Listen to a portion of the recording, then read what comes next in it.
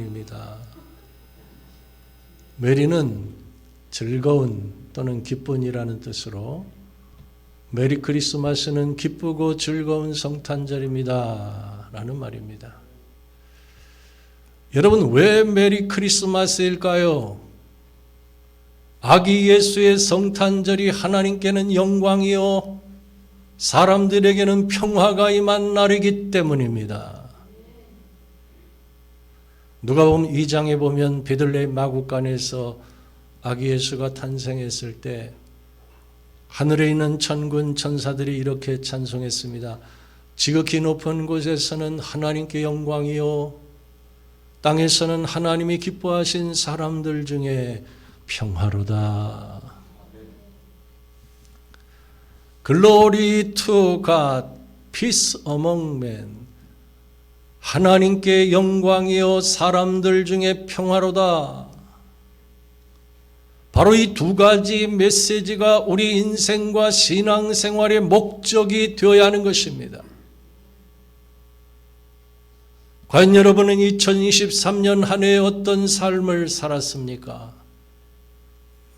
하나님께 영광을 돌리고 사람들과 평화롭게 살았다면 승리한 것입니다. 반면에 자기의 영광을 구하고 사람들과 불화하며 살았다면 그것은 잘못 살아온 것입니다. 성경은 항상 두 가지를 강조합니다. 마음을 다하고 목숨을 다하고 뜻을 다하여 주 너의 하나님을 사랑하라. 또한 내 이웃을 내 몸과 같이 사랑하라고 말씀합니다. 그런데 1세기 예수님이 오시기 전 선민이라고 자부했던 유대인들은 하나님을 사랑한다고 하면서 가난하고 병들고 힘없는 자들은 하나님께 저주를 받은 자들이라고 정죄했습니다. 그들과는 상종도 하지 않았습니다. 그들은 이웃사랑에 실패했습니다. 예수님께서는 그런 유대인들을 향해서 너희는 외식하는 자들이라고 책망하셨습니다. 하나님을 사랑한다고 하면서 이웃을 정죄하고 있는 그들의 믿음이 거짓임을 만천하에 드러내셨습니다. 사랑하는 성도 여러분, 그러므로 우린 한 해가 다가기 전에 이웃과의 깨어진 관계를 회복해야 합니다. 하나님께 대한 사랑은 반드시 이웃 사랑으로 나타나야 합니다. 하나님께 영광을 돌리기 위해선 모든 사람들과 평화롭게 살아야 하는 것입니다. 오늘 본문 말씀은 아기 예수가 탄생했을 때 동방의 박사들이 예루살렘에 이르러 유대인의 왕으로 나신 이가 어디 계시냐? 우리가 동방에서 별을 보고 경배하러 왔노라 했습니다. 우리 함께 본문 1절부터 3절까지 한 목소리로 다 같이 함께 읽어보겠습니다. 시작. 헤롯 왕 때 예수께서 유대 베들레헴에서 나심에 동방으로부터 박사들이 예루살렘에 이르러 말하되 유대인의 왕으로 나신 이가 어디 계시냐? 우리가 동방에서 그의 별을 보고 그에게 경배하러 왔노라 하니 헤롯 왕과 온 예루살렘이 듣고 서동한지라. 아멘. 여기 보면 헬라어로 바실리우스, 영어로 king, 왕이라는 말이 두 번 기록되었어요. 하나는 헤롯 왕이고 또 하나는 유대인의 왕입니다. 어찌 이 두 왕을 비교하고 있는 것일까요? 먼저 헤롯 왕은 참으로 잔인한 사람이었어요.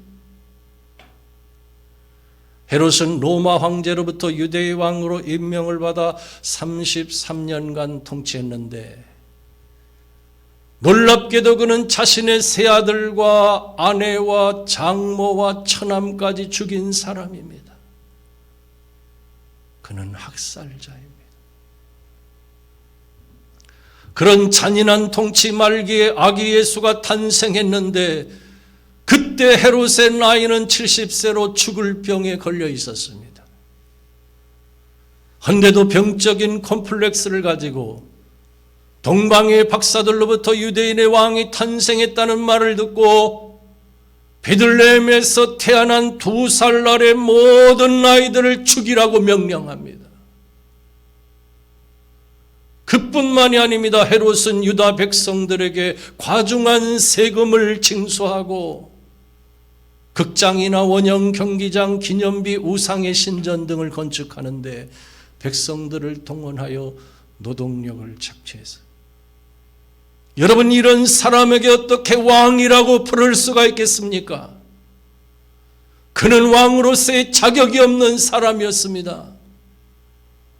이처럼 잔인하고 비정하고 백성들을 학대한 어둠의 왕이 통치하고 있을 때 저 하늘의 유대인의 왕으로 오시는 분의 별이 떠올랐다는 사실을 오늘 본문은 강조해주고 있습니다.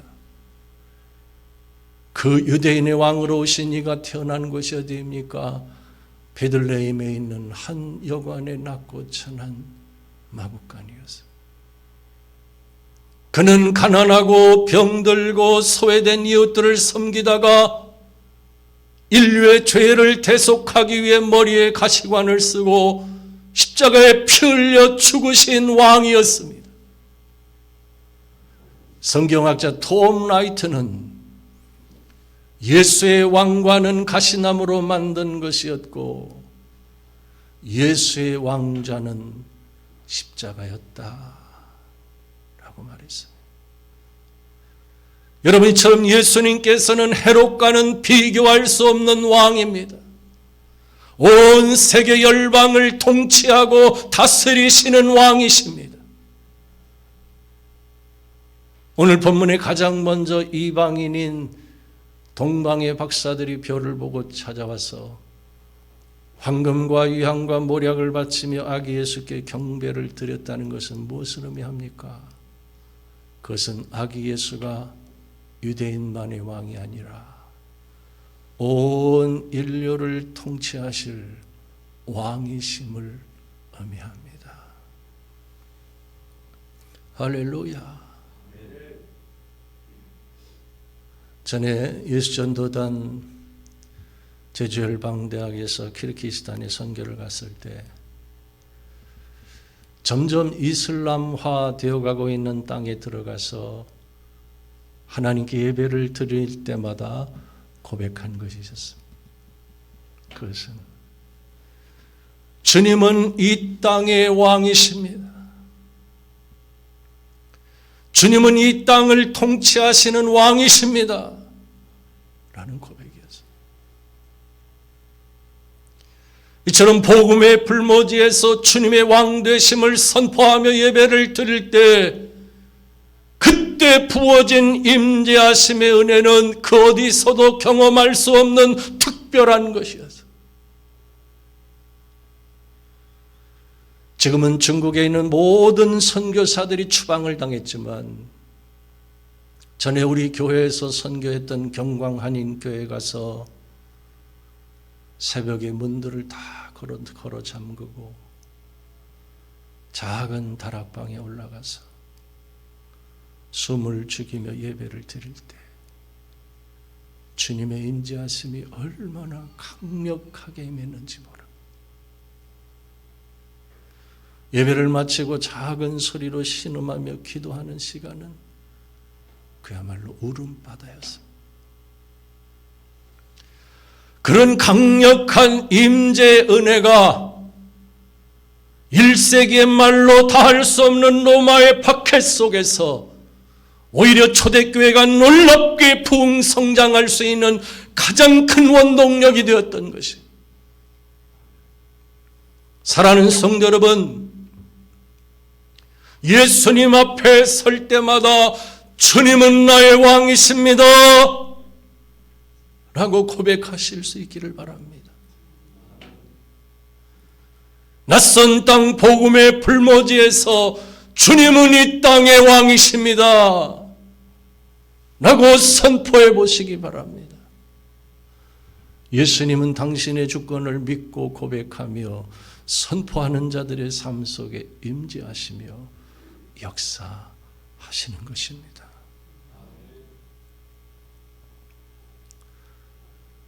그런가 하면 학살자인 헤롯보다 더 사악한 왕이 있다는 사실 혹시 여러분 알고 있습니까? 그는 모든 죄인들 위에 군림한다는 뜻에서 공중의 권세 잡은 자 또는 어둠의 세상 주관자 또는 세상 임금이라고 불려지는데 그가 누구입니까? 원수 마귀 사탄입니다.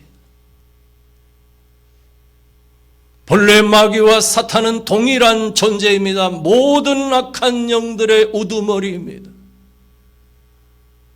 그리고 그 마귀의 수하에는 악의 영들, 미혹의 영들, 더러운 귀신들이 있습니다. 이들은 모두 타락한 천사들로 하나님을 대적하다가 마지막 심판의 날에 무저갱에 던져지기 전까지 이 세상으로 쫓겨나 사람들을 미혹하며 죄를 짓게 하고 있습니다.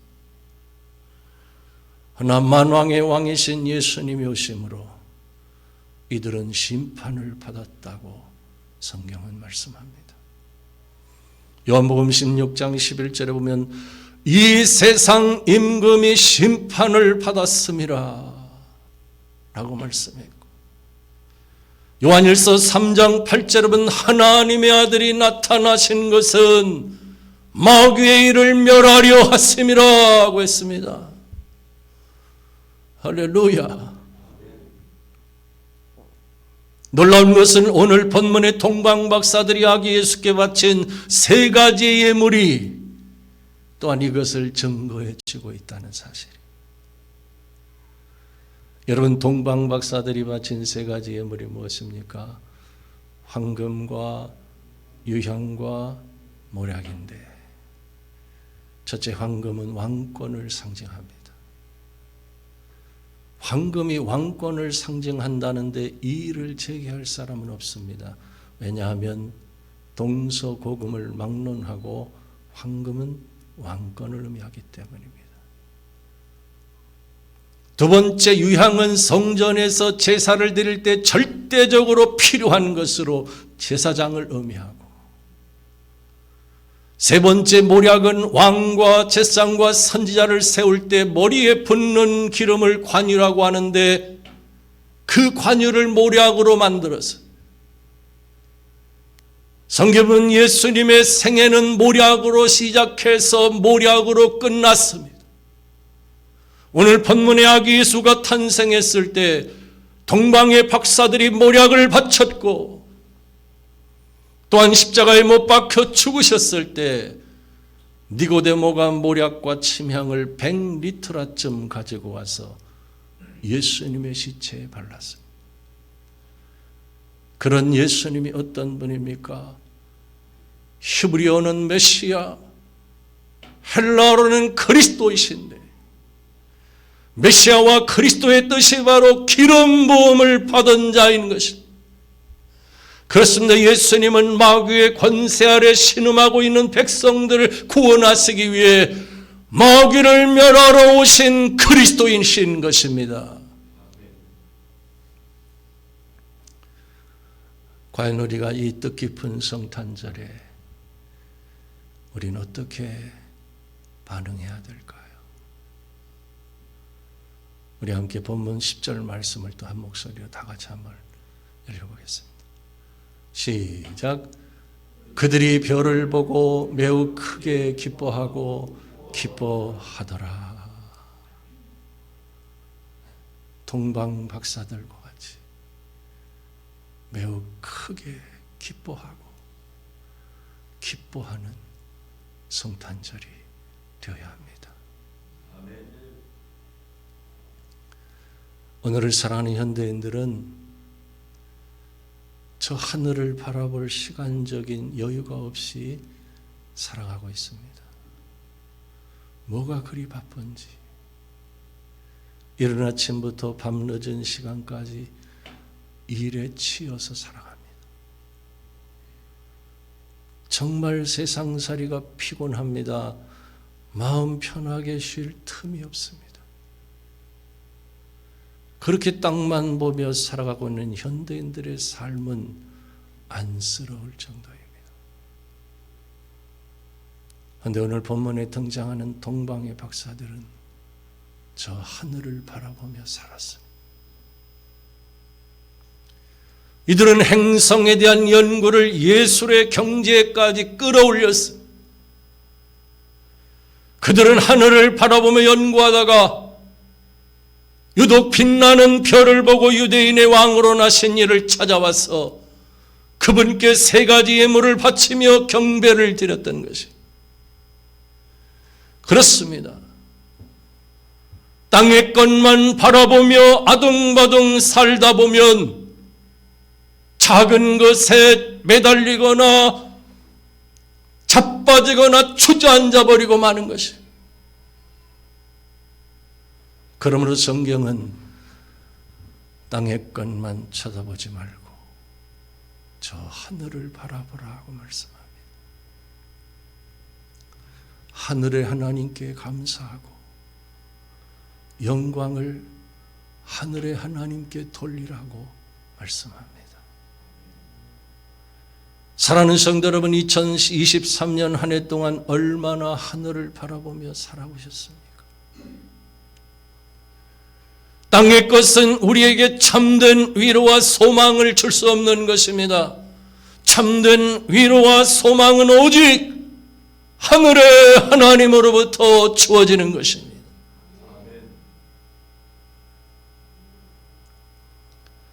한 소년이 길을 걷다가 50만 원을 주었습니다. 50만 원이 든 봉투를 주었어요. 소년은 이 사실을 아무에게도 이야기하지 않고 자기가 그동안 하고 싶었던 일에 돈을 썼어요.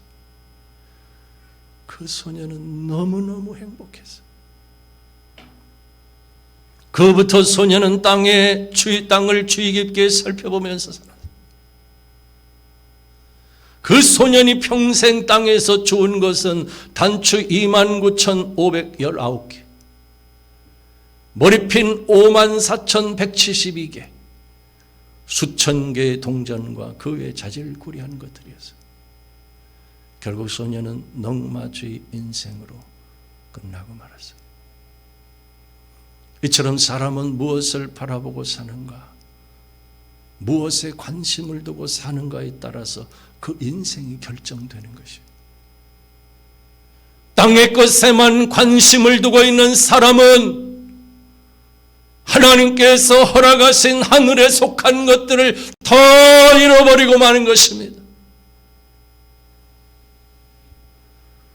우리 모두 하늘의 하나님을 바라보면서 살아야 합니다. 끝으로 동방의 박사들은 별을 보고 매우 크게 기뻐했습니다. 본문 10절을 다시 보면 그들이 별을 보고 매우 크게 기뻐하고 기뻐하더라고 했는데, 바로 이 기쁨이 우리가 성탄절에 가져야 될 신앙의 자세인 것입니다. 이처럼 기쁜 성탄절을 맞이하기 위해선 헤롯 왕과 같이 남을 죽이고 상처를 주고 미워하고 정죄하는 삶을 살지 말아야 합니다. 여러분, 누군가를 미워하고 용서하지 못하면서 성탄절을 크게 기뻐할 수 있겠습니까? 만일 그런 사람이 있다면 그는 외식주의자인 것입니다. 우리 그리스도인들은 항상 염두에 두어야 할 것이 있습니다. 그것은 우리의 믿음은 머릿속에 심겨진 지식이 아니라는 것입니다. 기독교의 믿음은 지식이 아니라 주님과의 살아있는 관계입니다. 아무리 심오한 지식을 가진 사람일지라도 남을 죽이고 상처를 주고 미워하며 정죄하는 삶을 살고 있다면 그는 주님과의 바른 관계 속에서 살아갈 수가 없는 것입니다. 그는 결코 오늘 본문의 동방의 박사들처럼 성탄의 주님을 크게 기뻐하며 맞이할 수 없는 것입니다. 그러므로 예수님께서 뭐라고 말씀하셨습니까? 너희가 예물을 제단에 드리려다가 거기서 내 형제에게 원망 들을 만한 일이 있거든, 일이 생각나거든, 예물을 제단 앞에 두고 먼저 가서 형제와 화목하고 그 후에 와서 예물을 드리라 하고 있어요. 여러분, 이처럼 용서가 먼저입니다. 이웃 사랑이 먼저입니다. 오늘 우리가 뜻깊은 성탄절의 동방의 박사들처럼 매우 크게 기뻐하며 주님께 영광을 돌리기 위해선 모든 사람들과 평화를 이루며 살아야 하는 것입니다. 적어도 주님, 깨어진 관계를 회복하겠습니다 라는 믿음의 고백과 함께 성탄절을 맞이해야 합니다. 그것이 바로 성탄을 맞이하는 성도들의 바른 믿음인 것입니다. 오늘 성탄절 예배를 드린 여러분 모두가 오늘 본문의 동방 박사들처럼 매우 크게 기뻐하고 기뻐하며 성탄의 주님께 영광을 돌리는 성도들이 되실 수 있기를 주님의 이름으로 축원합니다. 기도하겠습니다.